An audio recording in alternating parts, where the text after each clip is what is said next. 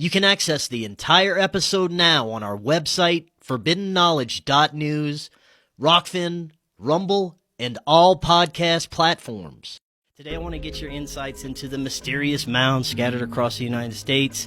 Mainstream academia is oddly silent about the history surrounding these mysterious mounds, and the more researchers like yourself discover, the older and more advanced seeming the civilizations that may have constructed these mounds appear to be, as well as the possibility of some sort of global cover-up of giant human remains possibly. We'll get into all this. Before we do, just remind the audience a little bit about yourself and your work.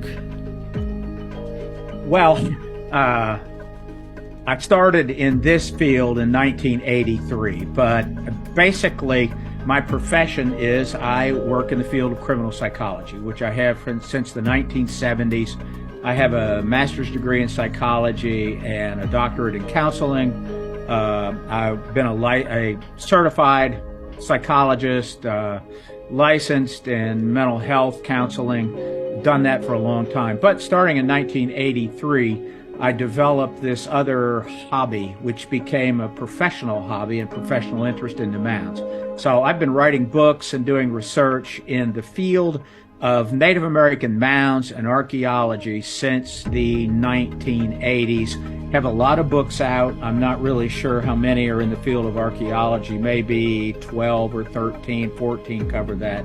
But I have about 70 books out altogether, 74 I think right now to be more exact. But I keep writing. I'm trying not to do as many shows and so on in archaeology anymore. Leave that to others. Trying to focus my attention in the research and just writing it up. So that's kind of the background of it, but I'm still very active, still writing loads of books in the field. Excellent.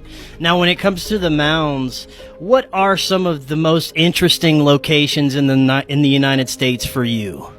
Well, there's a lot of them. I did an article years ago called The Top 10 Mound Sites in the United States.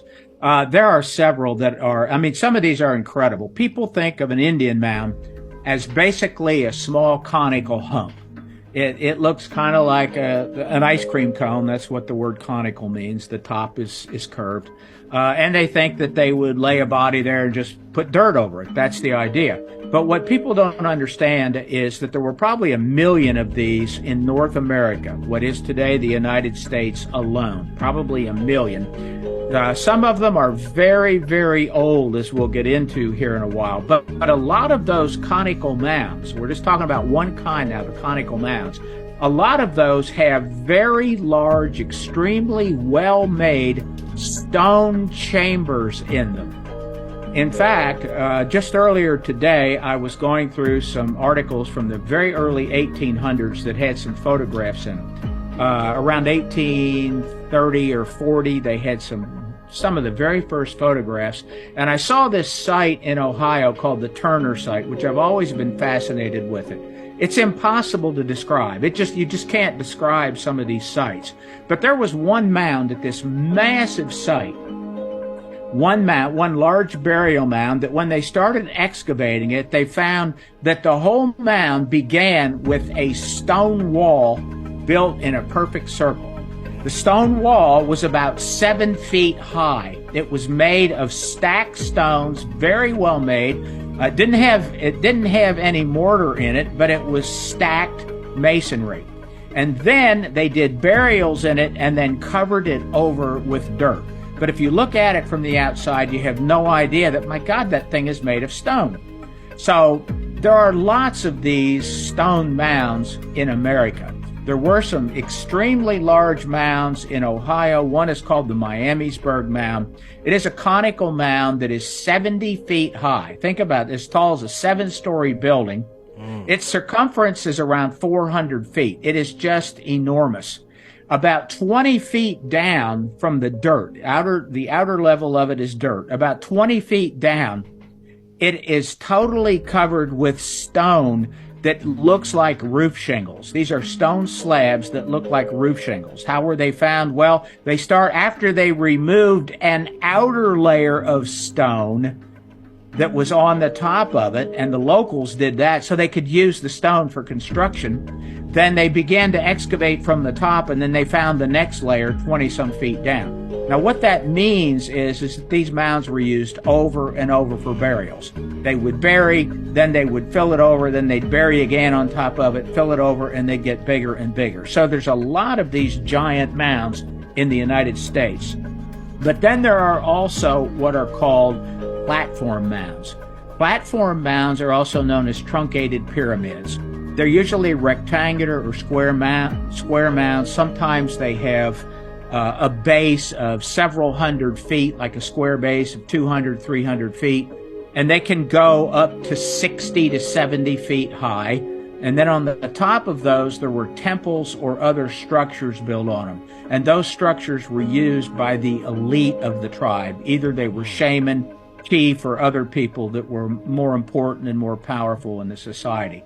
There are loads of those. Moundville, Alabama, for example, which is one of the most important, one of the top 5 sites in the United States. It has 20 of these platform mounds arranged around this giant plaza. And in the center is a platform mound. And all of those were used for astronomical alignments. So in that center platform mound, it was where the shaman lived. And the shaman would go out and they could look from the top of their mound across another mound in the distance, and they could see the sunrise and sunset at the equinox and at the solstice, but they also watched stars. They would see star alignments, and those star alignments were used for various rituals. So that's a type. There are many, many of those platform mounds. And finally, some of the more incredible things are the geometric earthworks. The United States of America, in Ohio, has the most extensive and most bizarre geometric earthworks found anywhere in the world. Newark, Ohio has a golf course called Moundbuilders Golf Course. And it was built, Moundbuilders Golf Course was built inside of a giant circular earthwork. So what forms the circle is an outer wall of earth that encloses 20 acres. It then has 2 lines of earth that go and attach to an octagon that encloses 50 acres. The walls of earth are about 16 to 20 feet high that enclose these. I mean, they're just perfectly aligned. In the octagon, again, it's a 50-acre octagon, it has truncated mounds or small truncated pyramids at each of the 8 points of the octagon. Right outside of this, there is another circular earthwork, and then there are walkways. One of the walkways goes 1.5 miles. Now, when I say a walkway, what I'm talking about is a flat area. On both sides of the walkway, there are parallel lines of earth, piled earth. So there are these linear mounds that enclose the walkway. That runs for 1.5 miles. And then it reaches another circular earthwork that encloses 30 acres that has a deep ditch on the inside. So you got an outer wall of earth that is 14 feet high, and then you have a ditch 7 to 8 feet. That's not even close to the rest of it. There's another walkway. These walkways are all 150 feet wide, by the way. And then you have the parallel walls of earth following it for 56 miles to Chillicothe, Ohio, where it goes to some identical sets of circles and octagons formed by walls of earth. It's almost impossible to describe. I mean, I've tried, but most people that listen to this, it's just going to be foggy. They cannot understand it. Yeah. So that's an example. There are loads of those around the country, although that is the most extensive one. So those are the 3 major types. Right on. Now, as far as the purposes, you mentioned that they were built based on, at times, stellar alignments. What do you believe were some of the other purposes besides rituals and ceremonial and possibly burial? What else were we looking at?